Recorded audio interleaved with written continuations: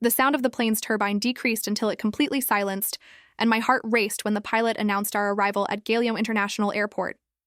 Never did I imagine that my life would change so drastically in just 6 months. But there I was, a woman from Bangalore stepping on Brazilian soil for the first time, carrying 2 suitcases and 1,000 uncertainties. My parents nearly had a collapse when I told them about the transfer to the Rio de Janeiro office. If you're watching this now, stay until the end, because what happened next completely changed my view on destiny and how love can arise in the most unexpected places.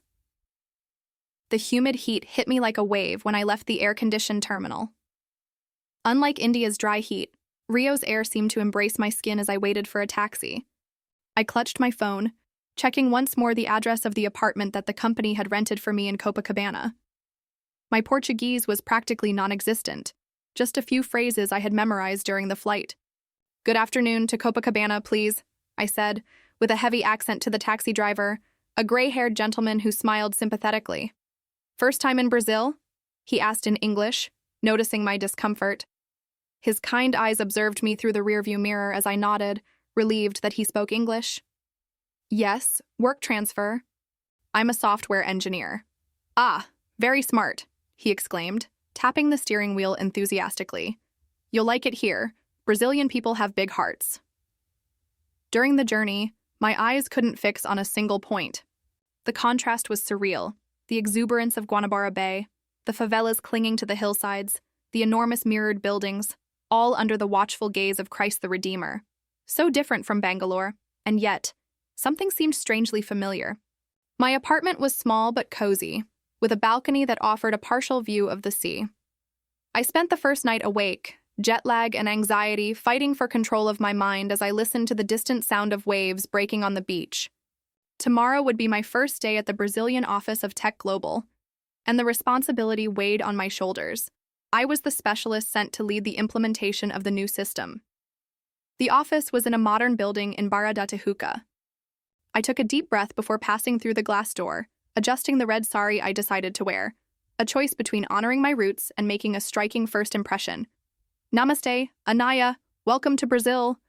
The receptionist greeted me with a warm smile, joining her palms in a gesture that took me by surprise.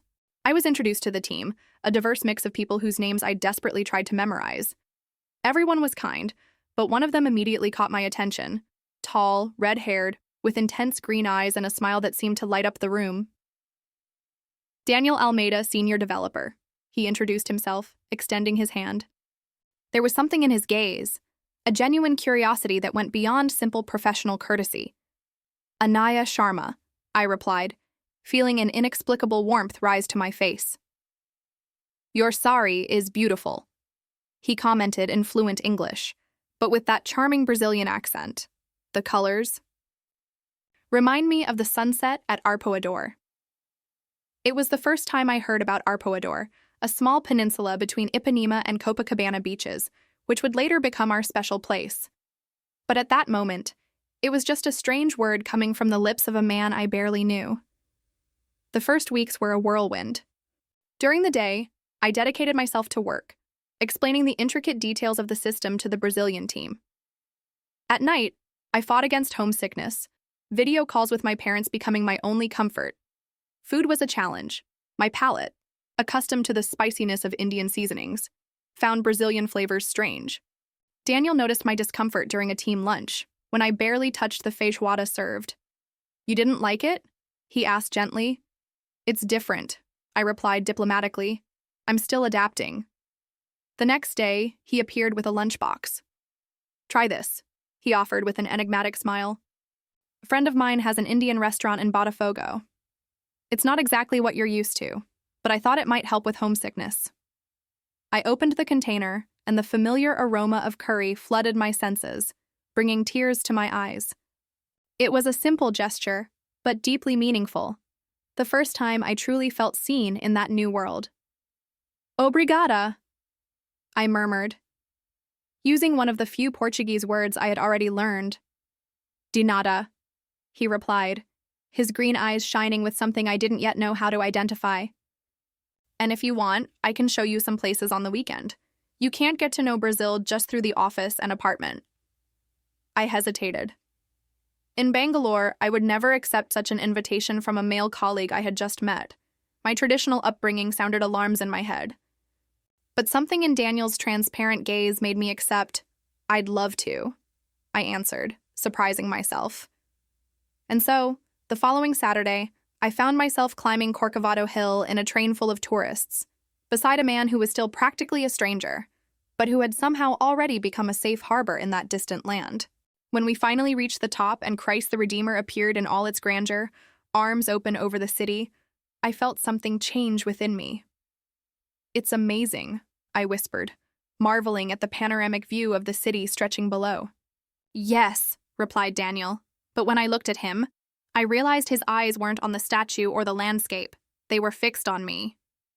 That Saturday at Christ the Redeemer marked the beginning of a journey that I never expected to take. In the weeks that followed, Daniel became my unofficial guide to Rio de Janeiro. Each weekend, we explored a different part of the city.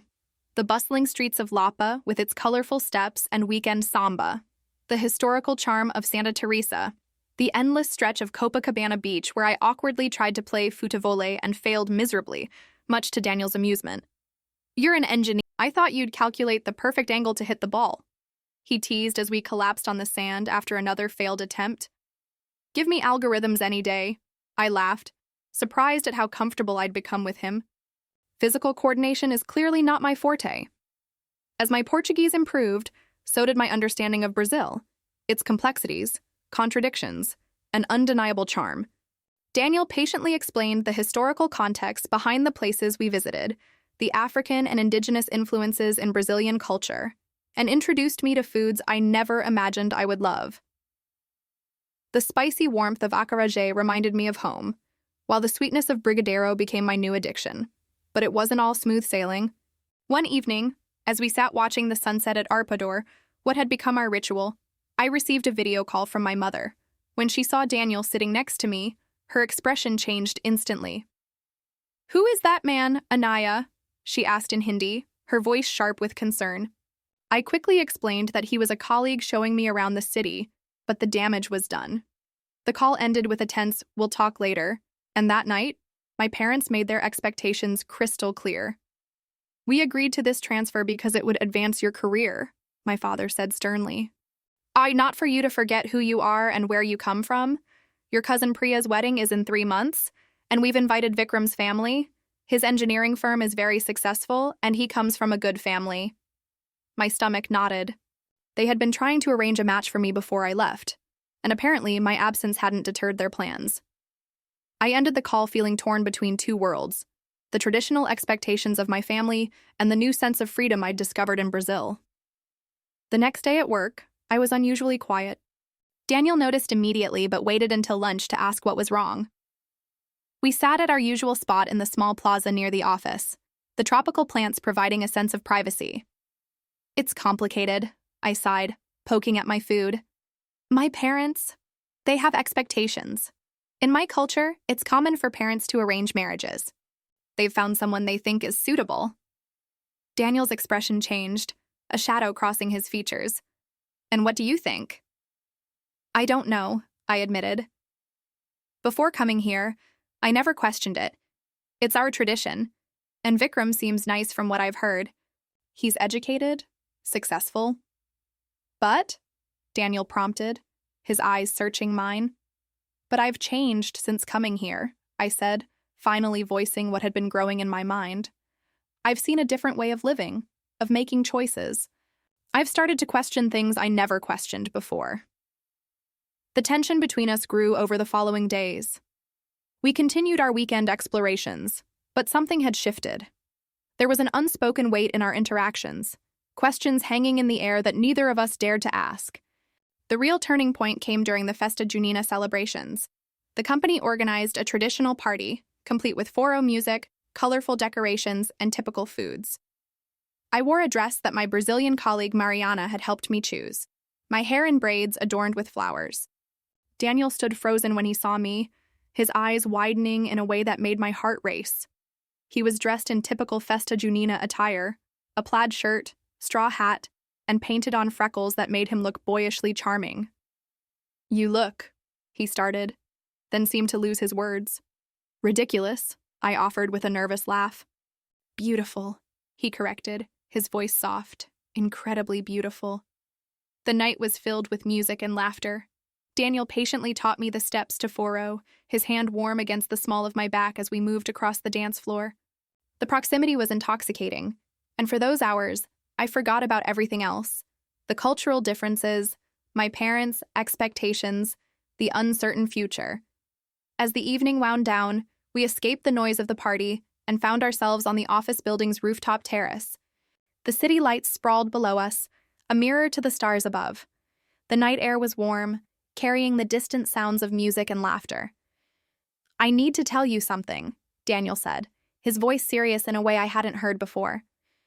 I've been offered a position at our company's Bangalore office. The words hit me like a physical blow. Bangalore? My Bangalore?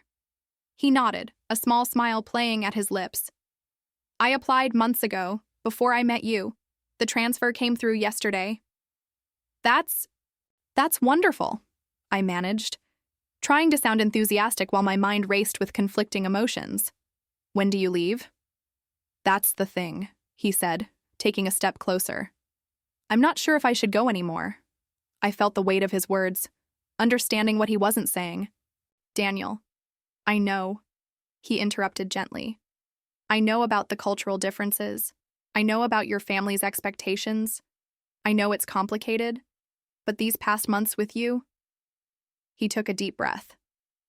I've never felt this way about anyone, Anaya, and I hope, you might feel something too. The moment hung between us, fragile and immense. I wanted to tell him that yes, I felt it too. The connection that had grown between us, stronger than I'd ever experienced. But I also felt the weight of my upbringing, my family's hopes, the cultural gulf between us.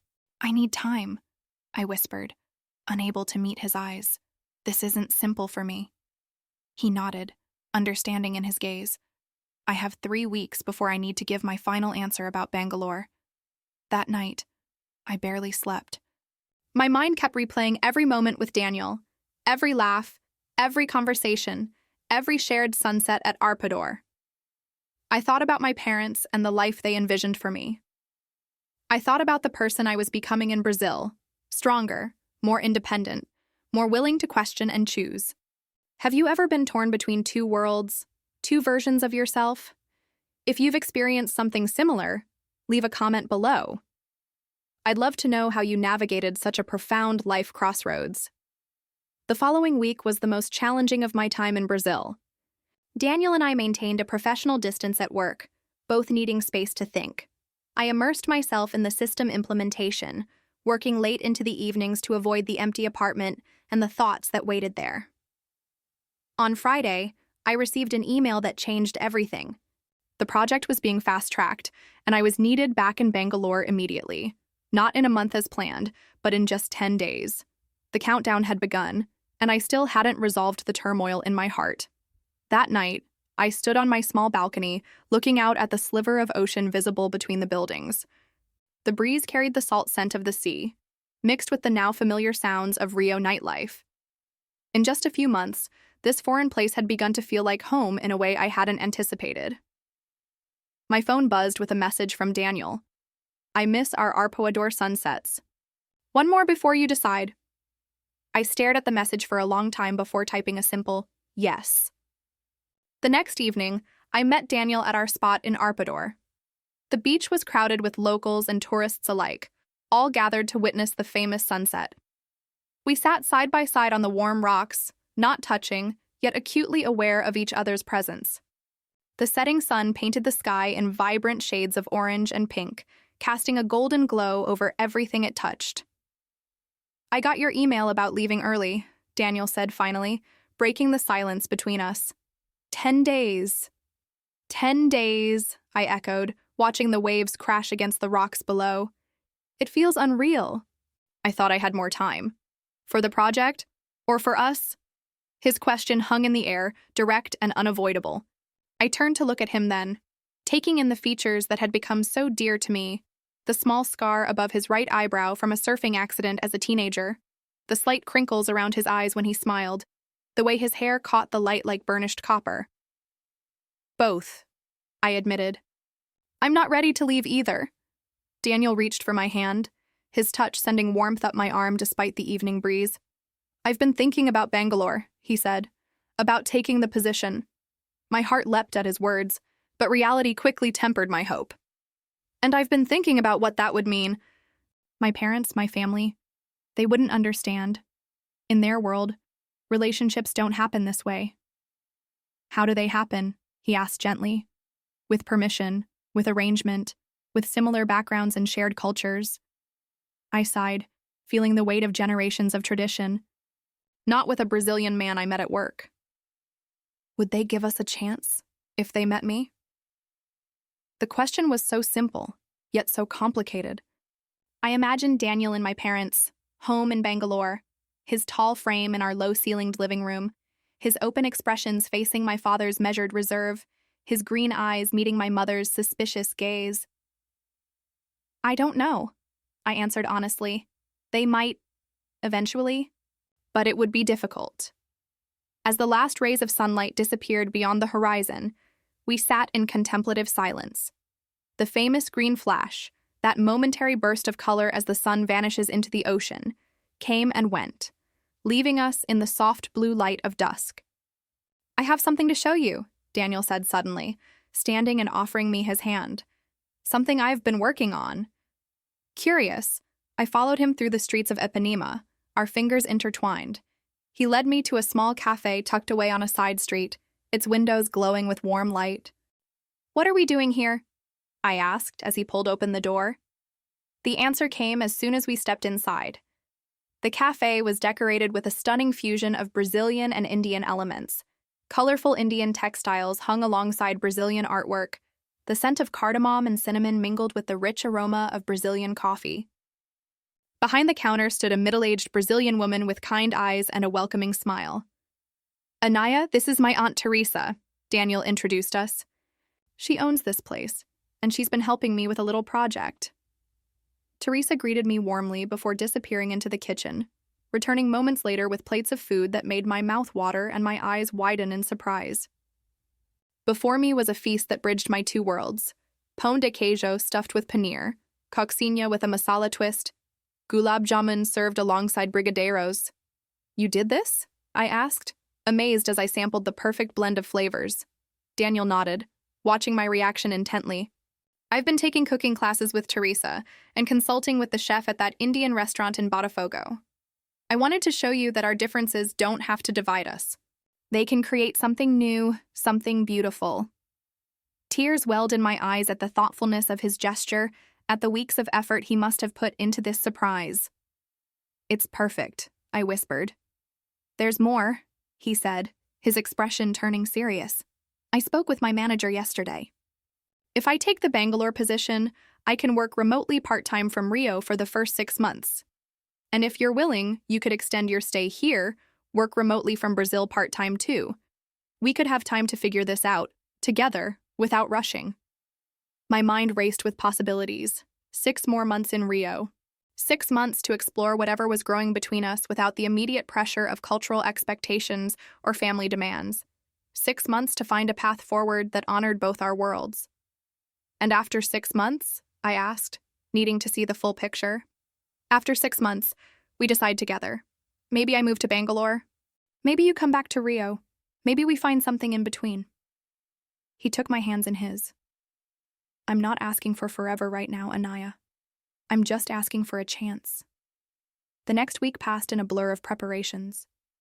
My manager was surprisingly accommodating about the remote work arrangement. The system implementation had gone so well that they were eager to keep me happy. Daniel and I spent every free moment together, creating memories to sustain us through whatever came next.